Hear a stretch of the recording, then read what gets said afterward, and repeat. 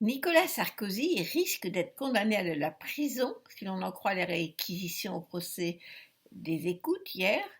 Le procureur du parquet financier a réclamé pour l'ancien président 4 ans de prison, dont 2 ans ferme. Ce ne sont que des peines proposées, mais lourdes tout de même pour cette affaire qui ne semble pas, à première vue, un grand scandale. On ne parle que de téléphone, d'écoute, d'agenda récupéré, de promesses d'un poste sympathique sur le rocher de Monaco, en échange d'informations sur le dossier des relations de Sarkozy avec la milliardaire Liliane Bettencourt. On verra si les juges suivent le procureur, s'ils envoient Sarkozy en prison. Mais il y a aussi l'autre affaire où Sarkozy était déjà inculpé pour corruption et association de malfaiteurs, accusé d'avoir reçu de l'argent du dictateur libyen Muammar Kadhafi pour financer sa campagne présidentielle en 2007. Son fidèle Bruce Hortefeux, ancien ministre, a lui aussi été mis en examen hier pour association de malfaiteurs. Aujourd'hui, tout le monde est surpris, choqué à l'idée que Nicolas Sarkozy puisse être envoyé en prison. On parle de vengeance des juges contre l'ancien président. Moi, je m'étonne du contraire, que jamais en France aucun président n'ait fini en prison, que la plupart de nos présidents de la Ve République soient toujours passés à travers les affaires, sorte de personnages insubmersibles qu'aucun scandale ne peut couler. Alors, j'ai quelques exemples en tête, comme celui qui est revenu à la mémoire des journalistes la semaine dernière, quand Giscard d'Estaing est mort. Les jeunes Français ont découvert alors que ce président, le sage qui siège au Conseil constitutionnel, avait eu un problème qui lui avait peut-être fait perdre les élections en 81. À l'époque, le Canard enchaîné avait révélé que Giscard, fan des safaris, avait reçu un cadeau au cours d'une chasse.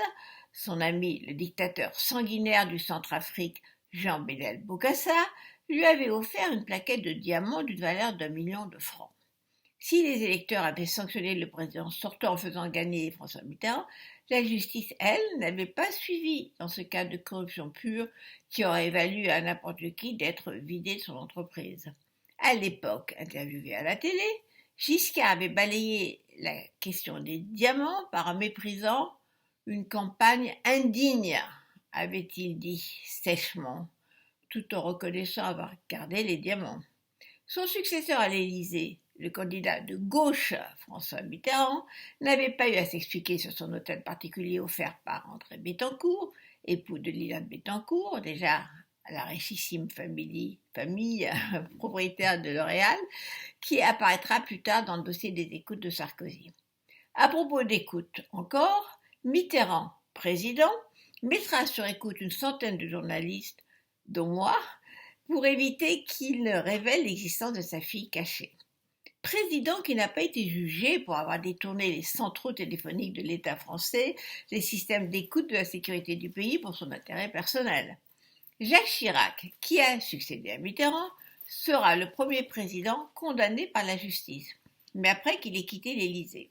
2 ans de prison avec sursis, pour avoir de faux employés quand il était maire de Paris, des emplois fictifs qui servaient à financer sa campagne à la présidence. Et plus tard, quand Jacques Chirac quittera l'Élysée, il trouve normal, ancien président de la République, d'aller habiter dans le superbe hôtel particulier de la famille Hariri, la famille libanaise au pouvoir pendant très longtemps, sur les quais de Paris plutôt que de louer ou s'acheter un appartement avec ses multiples retraites d'élus de la République.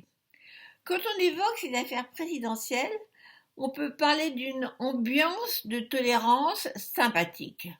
Je rappelle donc sur cette antenne qu'Israël avait envoyé un président en prison, Moshe Katsav, pour viol, et un premier ministre, Ehud Olmert, pour escroquerie. Aux États-Unis, le président Nixon a dû démissionner quand les journalistes du Washington Post ont découvert qu'il avait fait poser des écoutes clandestines et illégales au siège du Parti démocrate. C'est le fameux scandale du Watergate.